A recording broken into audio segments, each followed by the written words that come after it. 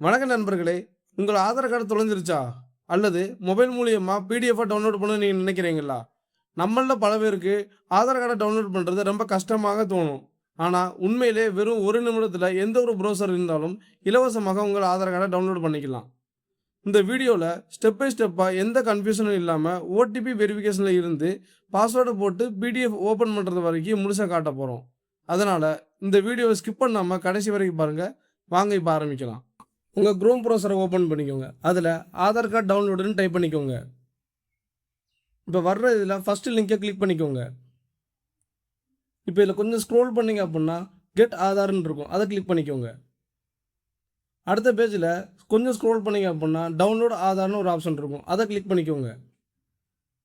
இப்போ உங்களோட 12 டிஜிட் ஆதார் நம்பரை கொடுத்துட்டு கீழே இருக்கிற என்ட்ரு ஓட் கேப்சாவில் உங்கள் கேப்சாவை டைப் பண்ணுங்கள்.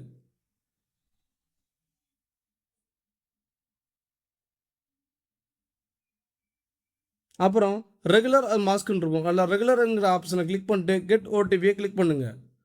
இப்போ உங்கள் ஆதாரோட எந்த ஒரு மொபைல் நம்பர் அட்டாச் இருக்கோ அந்த மொபைல் நம்பருக்கு ஒரு ஓடிபி போயிருக்கும். அந்த ஓடிபியை இந்த என்ட்ரு ஓடிபியில் டைப் பண்ணுங்கள். டைப் பண்ணதுக்கப்புறம் வெரிஃபை கொடுத்தீங்க அப்படின்னா உங்கள் ஆதார் கார்டு டவுன்லோட் ஆக ஆரம்பிச்சிடும். அவ்வளோதாங்க.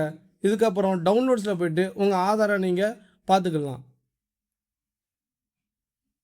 இந்த தகவல் உங்களுக்கு பிடிச்சிருந்துச்சுன்னா நம்ம வீடியோக்கு ஒரு லைக் பண்ணுங்கள். மேலும் தகவல் தெரிஞ்சுக்கொள்ள நம்ம சேனலை ஃபாலோ செஞ்சுக்கோங்க. தேங்க்யூ.